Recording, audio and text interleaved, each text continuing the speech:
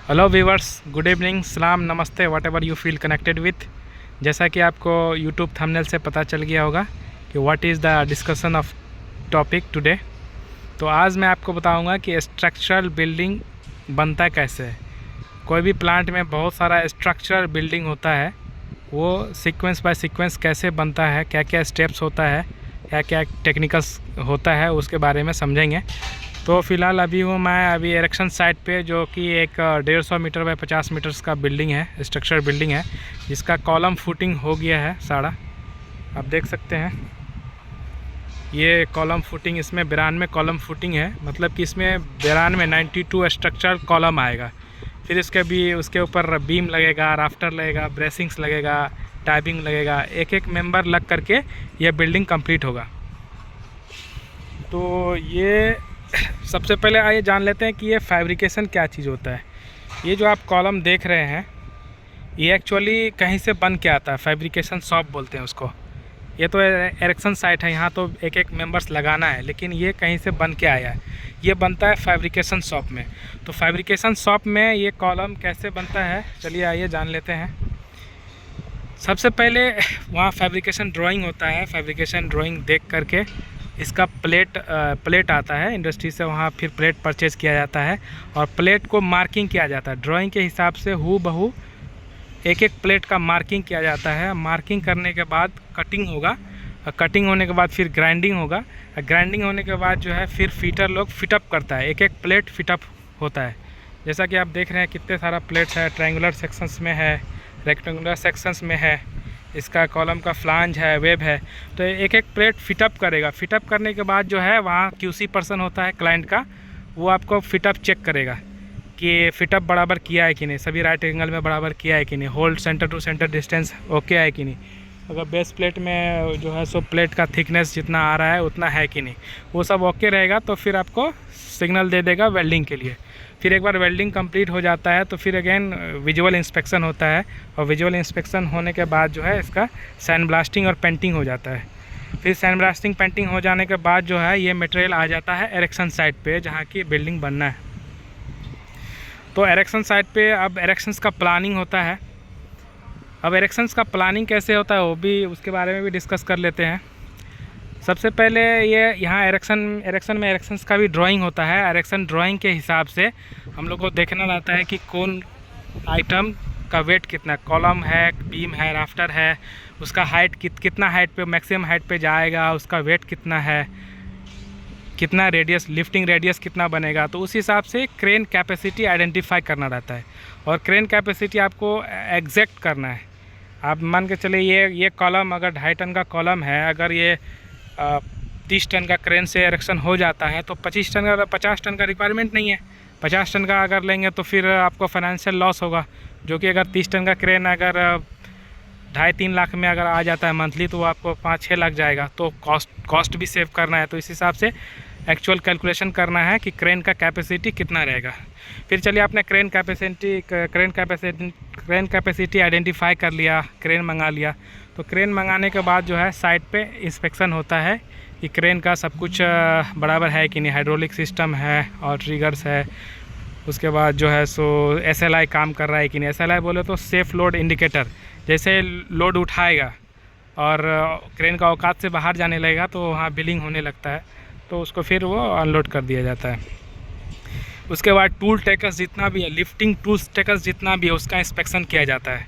जैसे lifting belt हो गया, डिसाइकल हो गया, सेलिंग रोप हो गया, चेन ब्लॉक हो गया, रोप एंड पुले हो गया, टर्नबक्कल हो गया, ये सब का इंस्पेक्शन किया जाता है कि ये अच्छा कंडीशंस में है कि नहीं। अगर जंग लगा हुआ है, ख़राब है, तो उसको रिप्लेस कर दिया जाता है।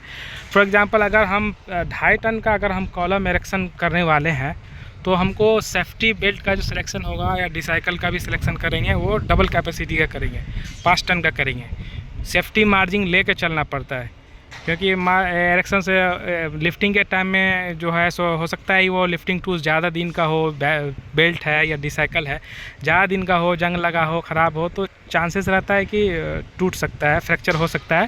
इसलिए सेफ्टी ऑफ मार्जिन जो है डबल लेके चला जाता है। तो इस तरह से एरेक्शंस का प्लानिंग किया जाता है, और एक एक मेंबर जो है ड्राइंग के हिसाब से एरेक्शंस किया जाता है। फिर एरेक्शंस करने के बाद जो है अलाइनमेंट होता है। अलाइनमेंट आपको मैं सिंपल बता देता हूँ अलाइनमेंट क्या चीज़ होता है। सपोज कि ये कॉलम है, ये कॉलम को आपने एरेक्शंस कर दिया, ये फाउंडेशंस पे चला गया, तो इसको अलोंग एक्स डायरेक्शन में ये लॉक करना है, 90 में लॉक करना है, और अलोंग वाई डायरेक्शन में भी 90 में लॉक करना है, और फिर अलोंग जेड डायरेक्शन में जो इसका टॉप एलिवेशन रहेगा उतना मैच करना है। तो हो सकता है अगर इसके नीचे फाउंडेशंस के नीचे अगर सीम प्लेट डालना है तो सीम प्लेट भी डाल सकते हैं, इसको चिपिंग कराना है तो चिपिंग भी करा सकते हैं। तो सिविल वाले को कोऑर्डिनेट करना रहता है, सिविल वाले को बोल के कि भाई ये फाउंडेशंस आपका आउट है, प्लस में है या माइनस में है, तो वो लोग अपना रेक्टिफाई करता है। फिर आपको वाटर लेवल भी चेक कर लेना चाहिए एक एक कॉलम का। वाटर लेवल होता है कि हर एक कॉलम का टॉप एलिवेशंस बराबर है कि नहीं।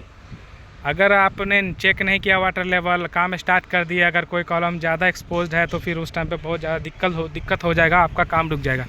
इसलिए पहले ही ये सब वाटर लेवल चेक और column centre to centre distance जो है फिजिकल साइट पे और ड्राइंग में वो टैली कर रहा है कि नहीं, वो सब चेक करना रहता है, ताकि आगे चल के कोई समस्या नहीं आए।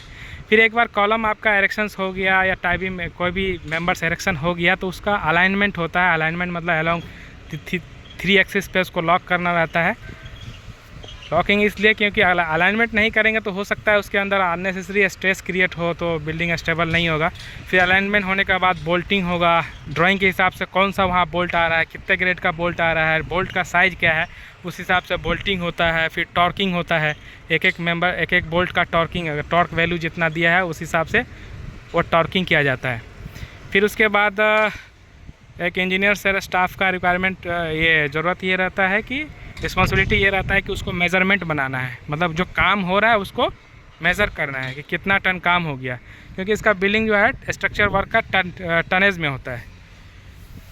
से फॉर एग्जांपल अगर ये कॉलम अगर 2.5 टन का है, ऐसा कॉलम अगर 10 कॉलम हम एरेक्शन कर दिए तो 25 टन हो गया। फिर इसमें टाई बीम आएगा, बीम ब्रेसिंग्स आएगा, जो भी मेंबर्स आएगा उसका आइटम वेट जोड़ के टोटल मेजरमेंट शीट बनाया जाता है, 50 टन 75 टन। अब उसके बाद जो है मेजरमेंट शीट बना करके क्लाइंट से चेकअप कराना रहता है, वो चेक करेगा एज़ पर ड्राइंग बराबर वेट लिया है कि नहीं, प्लस माइनस तो है कि नहीं, वो सब देख करके देखेगा मेजरमेंट शीट ओके है तो फिर वो बिल सर्टिफाई करता है।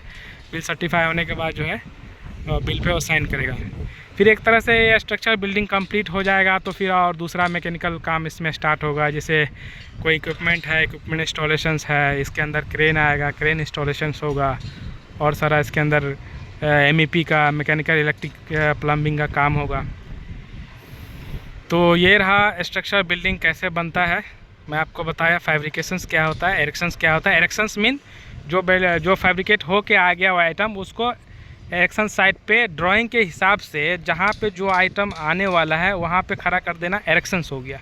अलाइनमेंट क्या हुआ, उसको 3 एक्सिस में लॉक करना है, X Y Z वो मेंटेन करके लॉक करना है, वो अलाइनमेंट हो गया। तो आपने समझा फैब्रिकेशन क्या है, एरेक्शंस क्या है, क्रेन कैपेसिटी कैसे आइडेंटिफाई करते हैं। हाँ, एक चीज़ और जो मिस कर गया मैं बताने में, लिफ्टिंग प्लान भी बनाना पड़ता है। कभी कभी क्लाइंट जो है आपसे लिफ्टिंग प्लान पूछ देगा।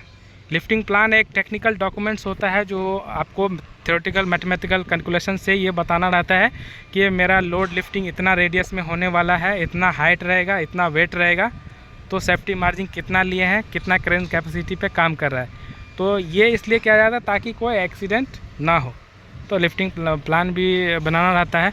तो ये रहा आपको स्ट्रक्चर के ये रहा स्ट्रक्चर बिल्डिंग फैब्रिकेशन एरेक्शंस कैसे होता है। Thank you for watching. मेरे प्ले लिस्ट में और बहुत सारे वीडियो हैं, structure building fabrication erection plan construction and operations. अगर आपको ये वीडियो अच्छी लगती है तो please like subscribe. Thank you for watching.